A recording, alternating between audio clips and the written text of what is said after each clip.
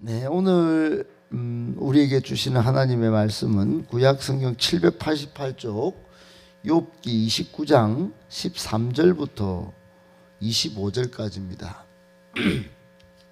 욥기 29장 13절부터 25절까지 저와 여러분이 한 절씩 교독하겠습니다. 13절부터 읽습니다. 망하게 된 자도 나를 위하여 복을 빌었으며 과부의 마음이 나로 말미암아 기뻐 노래하였느니라. 내가 의를 옷으로 삼아 입었으며 나의 정의는 겉옷과 모자 같았느니라. 나는 맹인의 눈도 되고 다리 저는 사람의 발도 되고 빈궁한 자의 아버지도 되며 내가 모르는 사람의 송사를 돌보아주었습니다. 불의한 자의 턱뼈를 부수고 노획한 물건을 그 이새에서 빼내었느니라. 스스로 말하기를 난 내 보금자리에서 숨을 거두며 모래알같이 많으니라 하였느니라. 내 뿌리는 물로 뻗어나가고 이슬이 내 가지에서 밤을 지내고 갈 것이며 내 영광은 새로워지고 내 손에서 내 화살이 끊이지 않았노라. 무리는 내 말을 듣고 희망을 끌었으며 내가 가르칠 때 잠잠하였노라. 말한 후에는 그들이 말을 거듭하지 못하였나니 나의 말이 그들에게 스며들었습니다.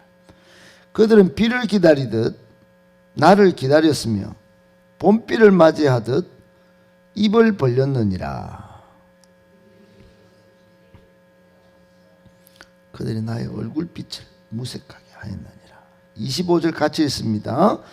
내가 그들의 길을 택하여 주고 어떤 데는 자리에 앉았나니 왕이 군대 중에 있는 것과도 같았고 애곡하는 자를 위로하는 사람과도 같았느니라. 아멘. 할렐루야. 반갑습니다. 우리 고린도서에 하나님의 나라는 말에 있지 않고 능력에 있느니라 이런 말씀이 있는데요. 마치 오늘 이 본문을 읽어보면 욥이 이 정도 삶을 살았나? 이 정도 삶을 산다면 정말 이 사람이 소속된 공동체 사람들 전부 다 행복했겠다. 정말 존경하고 따를 만한 참 매력 있는 사람이었겠다. 이런 생각이 들지 않습니까? 그래 참 하나님의 나라가 이런 사람들 중심으로 이루어진다 생각하고 오늘 욥을 좀 잘 살펴서 욥의 면모를 우리도 갖출 수 있었으면 그래서 하나님의 나라가 우리를 통하여 실현될 수 있었으면 하는 소망과 희망과 기대를 가져보면서 오늘 주신 말씀을 중심으로 세 가지 교훈을 받고 또 세 가지 가르침을 붙들고 기도하는 저희들 되었으면 좋겠습니다. 첫 번째, 의와 자비의 삶을 실천할 때 존경받습니다. 여러분 지금 우리 한국 사회를 일컬어 분노 공화국이다. 이 정도로 갈등 공화국이다. 이런 별로 좋지 않은 평가를 하는 경우를 종종 제가 봤습니다. 그만큼 사람들마다 저마다 속에 분노를 가지고 있고 뚜껑이 열리고 서로 손가락질하고 정말 극단의 양쪽 진영이 부딪히는 그런 경우를 보게 되죠. 그 한편으로는 그 안에 지도층의 문제가 있습니다.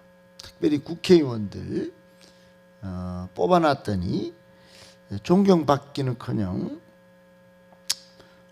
전혀 그렇지 않고 갈등을 조장하고 또 심지어 종교인들도 또 이 세상에 가장 의롭다 정의로운 자리에 있어야 할 법관들도 돈을 50억씩 받아먹고 하는 이런 일들이 발생해서 존경하고는 거리가 전혀 먼 그런 모습을 보이죠. 옛날에는 이 세 부류들, 특별히 종교인들, 법관, 국회의원들은 나라의 영도자이면서 백성들이 도탄에 빠져 있을 때 이 사람들 옆에 가서 참 정신적인 위로를 받고 또 미래의 기대를 걸어본 그런 정말 지주의 역할을 하면서 존경받았는데, 지금은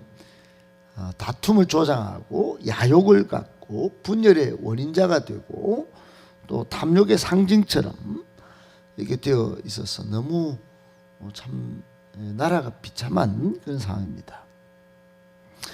의와 긍휼과 자비와는 전혀 다른 모습들로 살아가고 있기 때문이죠. 오직 탐욕으로 참 이 사람들은 부와 명성은 다 누리고 부귀영화를 누리면서 뒤로는 불법을 자행하는, 그래서 권력과 명예를 쟁취하려고 하는 그런 모습들이 너무 일반화되어 있다. 그래서 참 잘 사는 나라가 됐지만은 어떤 면에서는 참 이 나라가 참 불행하다 이런 생각도 들게 됩니다. 근데 욥은 오늘 본문에서 전혀 다른 모습이에요. 우리가 살펴본 오늘 13절 이전에 7절부터 12절까지 보면은 욥은 사회 각계각층의 사람들로부터 존경을, 정말 존중을 받았습니다. 자기 스스로의 고백이기도 하지만은 엄청난 존경을 받았고, 오늘 13절도 본문에도 뭐라고 하냐면 나는 망하게 된 사람들조차도 나를 위하여 복을 빌었다. 여러분, 망하게 된 사람이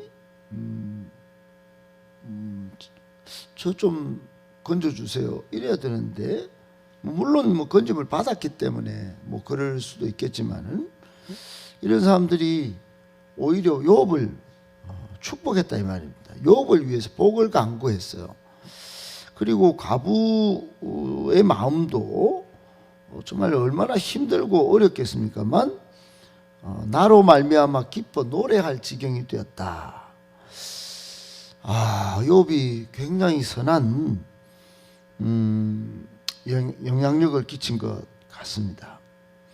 여러분, 금방 조금 전에 소개했던 우리나라의 이런 지도층 인사와 전혀 다른 그런 모습, 그런 면모를 지금 욥이 보이고 있죠. 이 도대체 어떻게 된 걸까? 그게 이제 14절에 소개가 됩니다. 의로 옷을 삼았고 정의로 겉옷과 모자를 쓰고 다녔고, 맹인의 눈도 되고 또 다리 저는 사람의 발도 되고, 가난해서 정말 극빈층의 아버지도 되고, 보호와 어떤 후견인이 됐다는 거죠.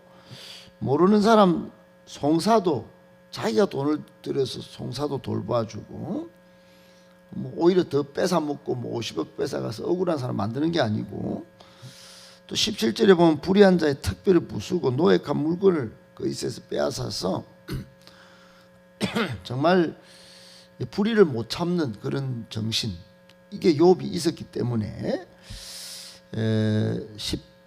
13절에 이런 사람들이 오히려 욥을 위해서 복을 빌고 또 얼굴에 막 희망의 빛이 막 삶에 막 기쁨의 노래가 막 터져 나오는 그런 일들이 되지 않았나.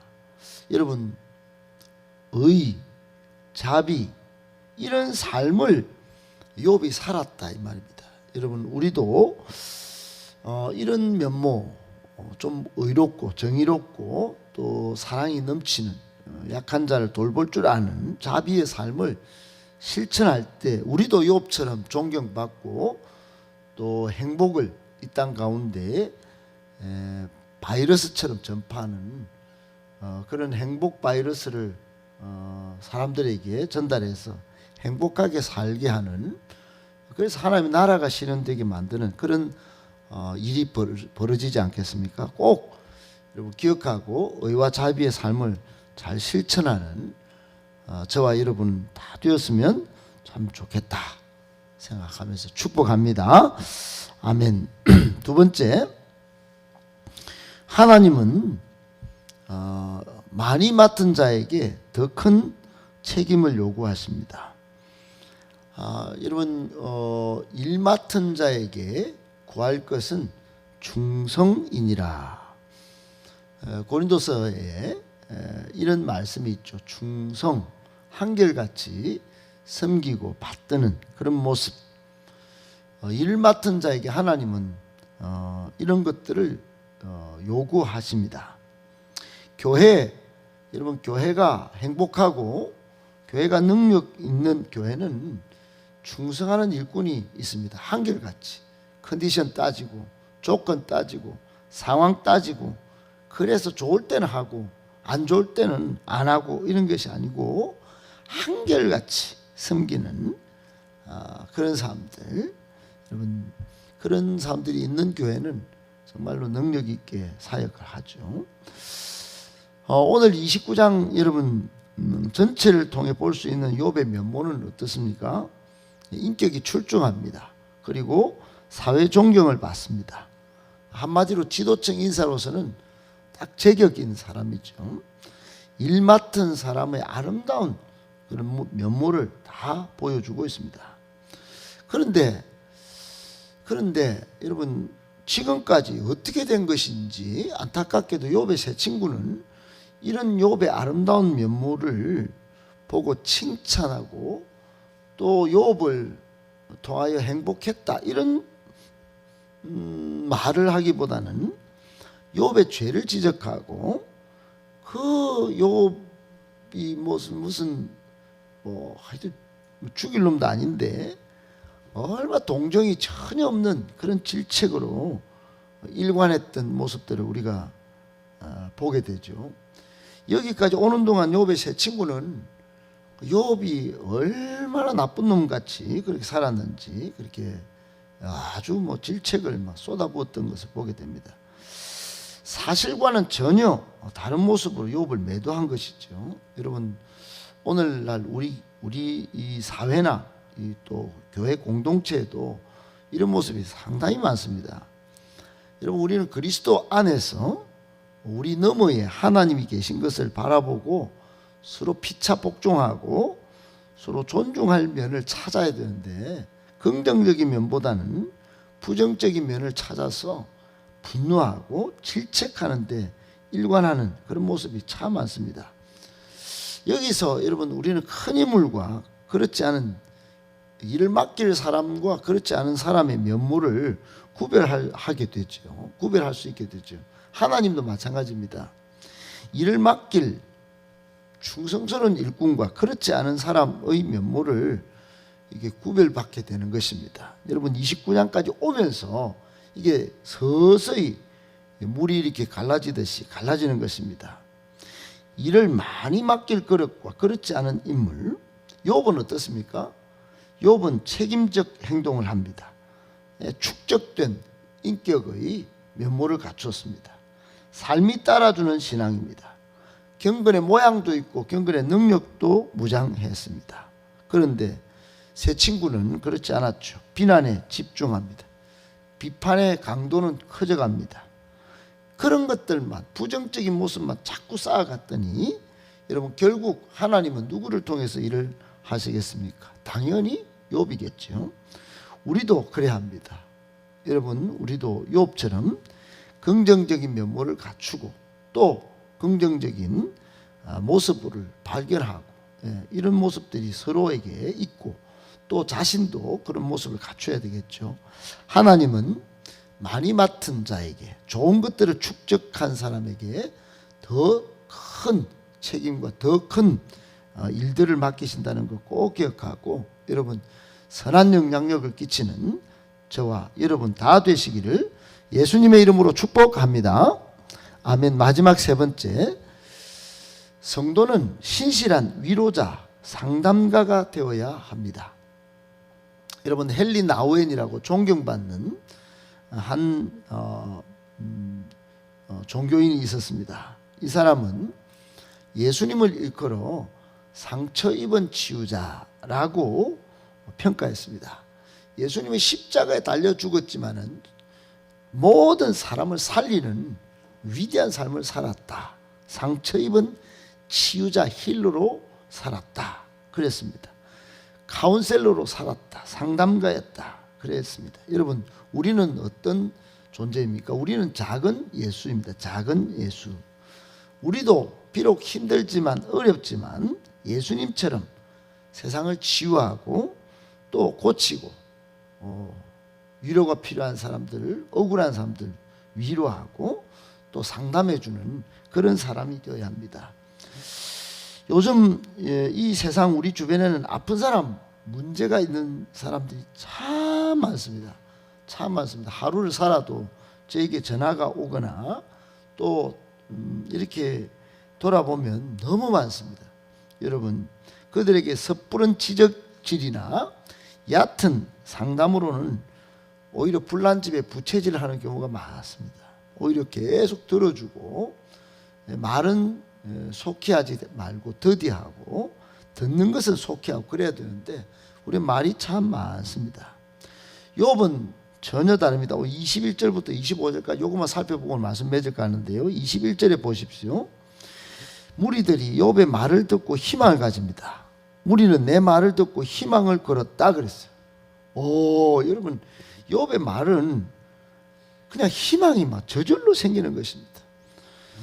가르칠 때 잠잠했다 그랬습니다. 얼마나 가르침에 힘이 있었으면 잠잠하고. 22절에 욥의 말이 말한 후에는 그들이 말을 거듭하지 못하고 나의 말이 그들에게 스며들었다. 말이 스며들었다. 여러분, 굉장히 흡입력 있는 감동스러운 말을 할 줄 아는 사람이었겠죠. 23절에는 보면 비를 기다리듯 욥을 기다리고 봄비를 맞이하듯 입을 벌리면서 욥의 그 입에서 떨어지는 말들을 아마 봄비 맞이하듯 기다려 겨울의 가뭄이 같았는데 욥은 말을 하면 그 정도였어요. 24절에 보면 그들이 의지가 없을 때, 그냥 그냥 삶에 의지가 없을 때 욥이 한번 웃어주면 그들이 막 그냥 욥조차도 힘이 나게 만들고, 25절에 보면 마지막으로 내가 그들의 길을 택하여 주고 으뜸되는 자리에 앉았다. 그리고 막 그냥 애곡하는 자를 위로하는 사람과도 같았다. 위로자가, 참된 위로자의 삶을 살았다는 거죠. 사랑하는 여러분, 성도가 요즘 세상이 이래야 됩니다. 너무 아픔이 많은 문제투성이인 사람들이 많은데요, 하나님이 이런 역할들을 우리에게 맡기셨습니다. 꼭 기억하시고 신실한 위로자와 상담가의 삶을 살아가는, 말씀으로 성령의 능력으로 무장하여 그렇게 삶을 살아가시기를, 적극적으로 삶을 도와주는 저와 여러분들 다 되시기를 예수님의 이름으로 축복합니다.